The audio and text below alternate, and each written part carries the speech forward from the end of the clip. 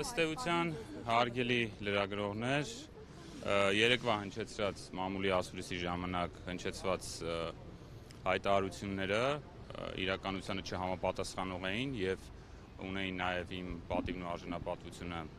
հարատավորող բնույթ եւ ես որոշել եմ իմ իրավունքները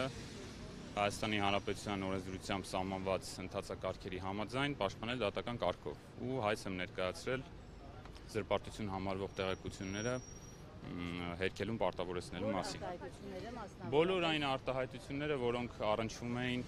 արբիտրաժային վարույթի ընթացքում իմ պարտականությունները կատարելուն, շահերի բախումներ ունենալուն, այնտեղ դուք կմտաբերեք, որ նաև իլիականից ու ոդիսականից մեջբերումներ արվեցին, այդ բոլոր արտահայտությունները արված արտահայտությունները եւ մեջբերված փաստերը իրականությանը չհամապատասխանող են եւ ոչ միայն չեն համապատասխանում, այլև այնպիսի կոնտեքստում էր ներկայացվում այդ ամենը, որը արատավորում էր անձի այդ դեպքում իմ պատիվն ու արժանապատվությունը։ Ասել եք, որ հանրությունը շուտով հասկանալու է, որ կառավարությունը մեկ անձ չէ, երբ շուտով եւ երբ ինչպես է հասկանալու։ Դժվար ճանապարհ է, ես ընտրել եմ այն ճանապարհը, որը իրավական է, իրավաչափ է, օրինական է, ես պատահական այսպես ոտքի վրա խոսքեր չեմ ասում, իմ ձեռքը մաքուր է, խիղճս հանգիստ է եւ պատրաստ եմ այդ երկար ճանապարհով, իրավական ճանապարհով հասնելու նրան, որ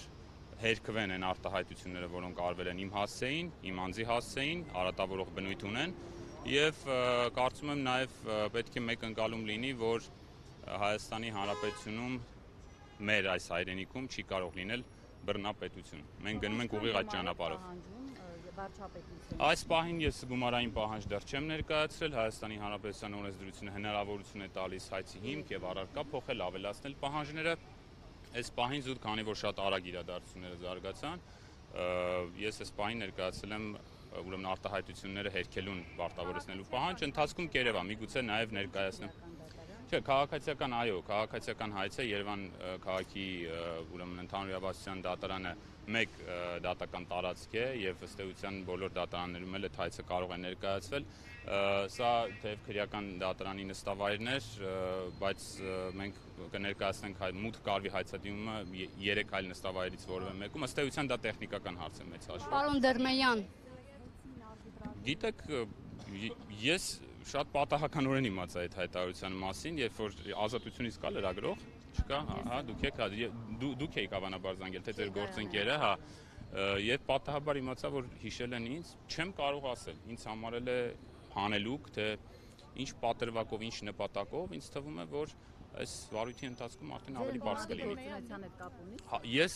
եւ գործընկերներս կապում ենք դա հենց ընդդիմադիր գործունեության եւ քաղաքական ակտիվության հետ, հատկապես հետ ընտրական process-ներում մեր կուսակցության այսպես շատ ակտիվ դիրքորոշման եւ ձեռնարկած քայլերի հետ ես ասեմ, որ այս պահին վարչական վերաքննիչ դատարանում դեռ քննվում է մեր հայցադիմումի վարույթ ընդունելու հարցը, որը ուղղված էր Կենտրոնական ընտրական հանձնաժողովի որոշումն անվավերացնելու։ Դերմեյան, հնարավոր է այս ամենը հող են նախապատրաստում ձեզ կալանավորելու համար։ Մեր այսօրվա իրականության մեջ ես ոչինչ չեմ բացառի, մի փոքր հույս ունենալով այնուամենայնիվ, որ իրավապահ մարմիններում դեռ կան մարդիկ, ովքեր որ հետևում են օրենքին եւ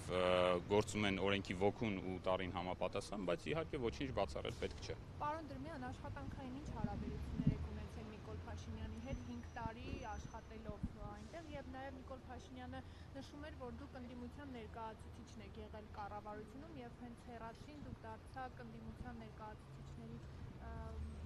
պատգամավորի տեխնացու, դրա վերաբերյալ ինչ կարող։ Հենց ձեր ասած վերջին միտքը այս հայցի առարկայի մաս է կազմում, այսինքն պետք է քննարկվի այդ փաստը, որ հնչեցվեց իրականությունը դա համապատասխանում է թե ոչ, իհարկե չի համապատասխանում։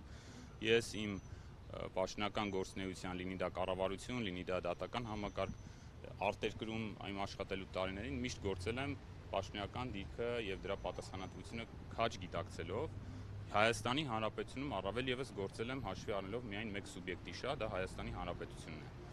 Իսկ հարաբերությունները եղել են զուտ պաշտոնական։ Բացառապես պաշտոնական։ Պարոն Դերմեյան, քանի որ այդ ընթացքում երկրի համար կարևորագույն իրադարձություններ են տեղի ունեցել, այդ եւ Արցախի անկումը, դուք այդ ժամանակահատվածում հաշտ էիք տեղի ունեցողի հետ։ Գիտեք, բնականաբար հաշտ չէի որպես անձ, որպես Հայաստանի քաղաքացի եւ դրանից ելնելով նաեւ իմ մասնագիտական գործունեությունը ինձ թվում է հանրությանը հայտնի է եղել եւ տեսանելի է եղել գրասենյակի գործունեությունը, թե ինչ հսկայածավալ աշխատանք է տարել գրասենյակը, որքան հայցեր, որքան անձանց իրավունքների վերաբերյալ, ինչքան միջանկյալ միջոցներ, գերիների, ռազմագերիների եւ պահվող քաղաքացիական անձանց վերաբերյալ ինչպիսի ծավալուն գործունեություններ տարվում եւ հաճախ երբեմն հենց միայն այդ գրասենյակի միջոցով էր հնարավոր լինում ապահովել Բաքվում պահվող մեր գերիների վերաբերյալ որևէ տեղեկատվության ստացում։ Պարոն Դրմեյան, Փաշինյանի հայտարարությունից հետո դատախազությունը process մեկնարկեց, ինչ է արվել դրա համատեքստում, Տեղյակ եք կարգավիճակն Այն հայտարարությունը, որը մամուլով է տարածվել, այս պահին ես էլ այդքանից եմ տեղյակ։ Որևէ այլ գործողություն, որևէ process-ի վերաբերյալ, որևէ տեղեկություն չունեմ, որևէ այս պահին դատավարական գործողություն չի արվել, ես տեղյակ չեմ ամեն։ Հաշվի առնելով, որ խորհրդարան չանցավ ձեր ուժը, ձեր հաջորդ քաղաքական քայլը որն է լինելու, ինչով եք զբաղվելու այս ընթացքում։ Գիտեք, մենք դեռ հարաբերական այսպես կարծես пассивություն է քաղաքական դաշտում, բայց մենք пассив չենք մնում եւ ներկուսակցական քննարկումներ ենք ունենում հետագա քայլերի մասով։ Ինձ թվում է, երբ որ դրանք շուտով բյուրեղանան նաեւ այդ մասին հայտարարությամբ հանդես կգանք, ասացի, որ ունենք ընթացիկ մեկ դատական process վերաքննիչ վարչական դատարանում կապված կենտրոնական դրական հանձնաժողովի որոշման վիճարկման հետ։ Դուք գիտեք, որ վարչական դատանը վարույթ չէր ընդունել հայցը, սահմանադրական դատանը եւս չընդունեց այդ հայցը եւ մենք հիմա բողոքարկում ենք վարչական դատանում, միգուցե դա նաեւ իր շարունակությունը ունենա մարդու իրավունքների եվրոպական դատանում այդ գործիքները։ Փաշինյանը նաև ձեզ մեղադրեց ինֆորմացիայի արտահոսքի համար քաղաքական լրատվական դաշտ, արդյոք նման համագործակցություն եղել է եւ ինչ նկատի ունեք։ Մեկ դեպք արբիտրաժի այդ վարույթի, այդ քննարկված վարույթի ընթացքում, երբ ես հանդես գամ որևէ լրատվականի, որևէ պարզաբանում տալով, ձեր ասած փաստը հայցի հերթական առարկայի մեջ մտնող դրվագներից մեկն է, որի ապացուցման բեռը գրում է հայտարարություն տարածած անձը։